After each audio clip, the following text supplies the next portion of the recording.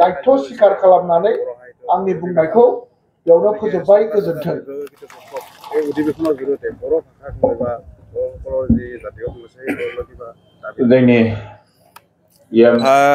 নিশ্চয় ধন্যবাদ। আজি ভাল লাগিছে বড়ো সাহিত্যবাৰ ৬৫তম যিটো নেকি বাৰ্ষিক অধিৱেশন আমাৰ ২০২৬ চনৰ জানুৱাৰীৰ ৯, ১০ আৰু ১১ তাৰিখে আমাৰ এই বিজনীৰ চহৰৰ অলপ দূৰত বৰলাও গাঁও আৰু ইয়াৰ যিটো নাম দিয়া হৈছে যে টেংফাক্ৰী ফুটাৰ ইয়াতে অনুষ্ঠিত হ'ব। আজি ইয়াৰ যিটো নেকি মূল ফুটা বা লাই ফুটা আজি ইয়াতে স্থাপন কৰা হৈছে। আমাৰ সন্মানীয় BTCৰ এজন মানে কাৰ্যবাহী সদস্য দেৰাচাঁদ বসুমতাৰী ডাঙৰীয়াই আমাৰ হাগ্ৰামা ছাৰ আহিব লগা আছিলে, তেওঁ কিন্তু তেওঁক মানে পঠাই দিছে। তেওঁৰ দূৰ হিচাপে আজি তেওঁ এই কাৰ্যসূচী তেওঁ আৰম্ভ কৰিছে। আমাৰ বড়ো সাহিত্য বা সন্মানীয় সভাপতি ইয়াত আছে। আমাৰ বিজনী অঞ্চলৰ বিভিন্ন দিশত কাম কৰা সকলো আমাৰ সন্মানীয় ব্যক্তিসকল আজি ইয়াত উপস্থিত আছে। বিজনী অঞ্চলৰ আমাৰ ইয়াত যিমানখিনি ৰাইজ আছে ইয়াত চব আহিছে আৰু আমি আশা কৰিছোঁ যে আমাৰ যিটো নেকি আগন্তুক বড়ো সাহিত্যবাৰ ৬৫তম যিটো নেকি বাৰ্ষিক অধিৱেশন সুন্দৰভাৱে সেইটো অনুষ্ঠিত হৈ যাব আৰু সেইটো আমি আশা লৈ পেলাই আজি ইয়াত লাইকুটা স্থাপন কৰিবলৈ আহিছোঁ।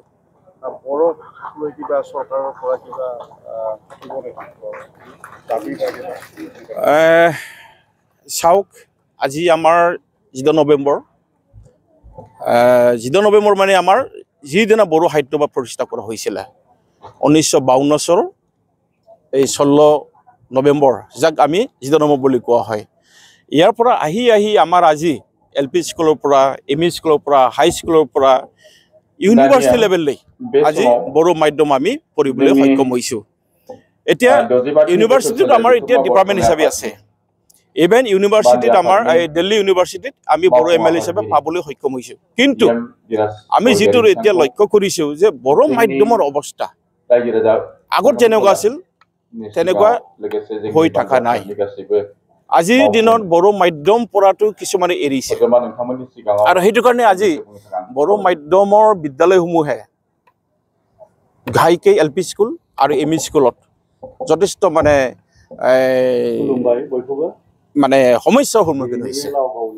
জীয়াই থাকিব না নাই সেইটো এটা প্ৰশ্ন আমাৰ মাজত এতিয়া হৈছে আৰু সেইটো কাৰণে বড়ো সাহিত্য বা আৰু নিখিল বড়ো ছাত্ৰ সন্থা বড়ো সাহিত্য বা আৰু নিখিল বড়ো ছাত্ৰ সন্থা আমি একেলগে যথেষ্ট কাম কৰিছোঁ যে কেনেকৈ আমি সেইটো এই যিটো নেকি এতিয়া বিপদত গৈ আছে বড়ো মাধ্যমৰ বিদ্যালয়সমূহে সেইটো আমি কেনেকুৱাকৈ আমি আকৌ আনিব পাৰিম সেইটো কাৰণে আমি চেষ্টা কৰি আছোঁ। ইয়াত আমি অসম চৰকাৰকো আমি অনুৰোধ কৰিছোঁ, সময়ে সময়ে আমাৰ আলোচনা হৈ থাকে আৰু আমি অসম চৰকাৰক সেইটোৰ ক্ষেত্ৰত আমি স্পষ্টকৈ জনাই দিওঁ।